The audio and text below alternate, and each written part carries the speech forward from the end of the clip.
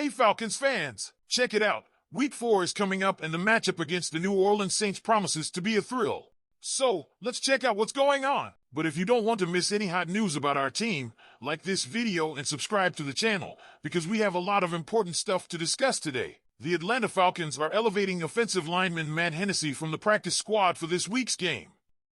That's because we had a major loss. Drew Dalman, our starting center, was placed on the injured list after Week 3. With that, Hennessy, who was drafted by the Falcons in 2020 and played 3 seasons here, is back to help us in this battle. For those who don't remember, Hennessy started 22 games in Atlanta before taking a tour with the Eagles this past offseason. Now he's back and ready to help the team. But the offensive line news doesn't stop there. In addition to Dalman, our right tackle Caleb McGarry is also out for this game against the Saints due to a knee injury. The good news is that he escaped being placed on the injured list, but unfortunately, he won't be on the field this Sunday. So, Elijah Wilkinson was called up from the practice squad to fill in. It's going to be a tough task to hold down the Saints' defense, but Hennessy and Wilkinson are ready to do the job. Now, let's talk about rivalry. The Falcons and Saints is the kind of matchup that already has a lot of history, and we know that it's not just a division game. There's a feeling of sports hatred between these two fans, and that's what makes the game so special. People are already used to this rivalry, but sometimes it seems like the hatred between the fans is greater than between the players themselves. We know there's respect between the teams, but let's face it, everyone loves to see this rivalry being fueled on the field as well. And the one bringing this rivalry energy to this Sunday's game is our new safety, Justin Simmons. The guy arrived with everything this season, and he's already showing that he's got his sights set on this game against the Saints. To give you an idea, according to PFF, Simmons has allowed only 16 yards in coverage so far, forced 1 incompletion, and even managed an interception. Opposing quarterbacks are averaging just 6.3 rating when they throw the ball his way. The guy is impossible, and that's not all. He's teamed up with Jesse Bates III, forming what they're already calling the best safety duo in the NFL. So stay tuned, because this defense is going to give the Saints a hard time. And Simmons has already left a message: we can't leave that stadium without a win.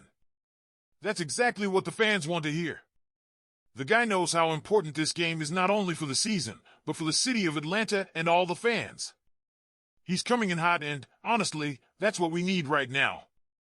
Now, fans, I want to hear from you. What are your expectations for this matchup? Do you think we'll be able to overcome these offensive line losses and come away with a win over the Saints? Comment below, because I want to hear your opinion. Now, let's talk about something that many of you have been asking about. Why isn't our talented tight end Kyle Pitts catching as many balls as we expected? Let's dive into this question and understand what's going on with this player that fans love, but who is still looking for that explosive season. For those who don't remember, Pitts burst onto the NFL scene in 2021 with a sensational rookie season, surpassing the 1,000-yard mark as a rookie. Ever since then, we've been waiting for him to reach that level again, and 2024 seemed like the year it would finally happen. During the offseason, teammates and coaches were super excited about Pitts. He was healthy, happy, and practicing with an explosiveness that made everyone believe he was going to break through.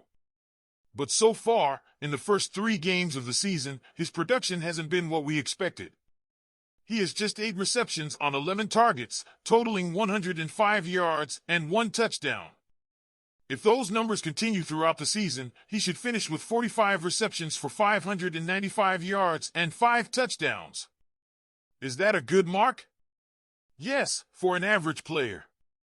But Pitts was the 4th overall pick in the draft, and we know he's much more than average.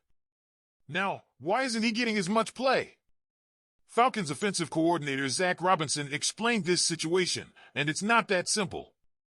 According to him, the coverage of opposing defenses often ends up determining where the ball goes, and that means that, even with the desire to put the ball in Pitts' hands, it's not always possible. He talked about how coverage can influence the game plan and said that the idea is, yes, to involve Pitts more, but that it depends on several factors. An example of this was in the game against the Chiefs last week. There was that 50-yard pass from Kirk Cousins to Pitts, which was a defining moment in the game. But, besides that play, Pitts only caught one more pass for 9 yards in the fourth quarter. We want to see more of that. We want to see Pitts being a constant threat on the field. And Robinson said that will happen as the offense develops and opportunities arise. He praised Pitts' performance, said that he is playing very fast, and that with time, the ball will find him more naturally. Pitts is also optimistic. He said that the explosive play against the Chiefs was important not only for the score, but for the team's momentum. He hopes to continue building on that and have more opportunities in the upcoming games. And that's where we get to the next challenge, the matchup against the New Orleans Saints, which takes place this Sunday at Mercedes-Benz Stadium. Speaking of which, who's excited for this game? Falcons versus Saints is always one of those games that we mark on the calendar because the rivalry is strong. But, curiously, Pitts has not yet shown in these games against the Saints. In 5 games against them, he has only 11 receptions for 138 yards and no touchdowns. And, most painfully, Atlanta has won only one of those 5 games. But Pitts is not thinking about the past, no. He said that each week is different, that each team has its own players, its own scheme, and that he is focused on standing out with each play, making Cousins see him on the field. And that's what our offense needs right now, a breakthrough, an explosion. The team is looking for consistent performance, and Pitts is, without a doubt, one of the guys who can provide that. We're keeping an eye on Sunday's game, because besides being a classic, it's a golden opportunity for him to finally get into gear this season and become the weapon we know he can be. Changing the subject a bit, but still talking about the last matchup against the Chiefs, the NFL announced that 2 Kansas City players were fined for incidents during the game against the Falcons. Running back Samaje Perine was fined $8,333 for lowering his head to initiate contact with the helmet. This happened late in the first quarter on an 8-yard reception, and he was not penalized during the game, but the NFL reviewed it and decided to apply the fine later. Cornerback Jalen Watson was fined $5,591 for an illegal horse collar tackle during the Falcons' last offensive drive of the game. Unlike Perine, Watson was penalized on the spot with a 15-yard penalty for unnecessary roughness. Even so, the Chiefs' defense managed to keep our offense out of the end zone and secure a 22-17 victory. It was frustrating, but the team needs to move on and focus on the challenges ahead. These fines are part of the NFL's policy of cracking down on plays that involve helmet contact and dangerous tackles. In Perine's case, the league is being strict, even though the referees don't always catch these infractions in the heat of the game. Watson's case was pretty clear, and no one was surprised by the fine. Kansas City, as a team, has done a good job of avoiding penalties, being among the 5 least penalized teams in the league, but they have still been getting fined regularly, which is not ideal. Now, guys, I want to hear from you. What do you think of this situation with Kyle Pitts? Do you think he will get more targets and stand out more throughout the season? And regarding the fines, do you think the NFL is being fair?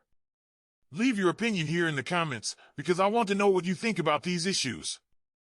Don't forget to like the video, subscribe to the channel, and activate the bell so you don't miss any new content about our Atlanta Falcons. Go Falcons!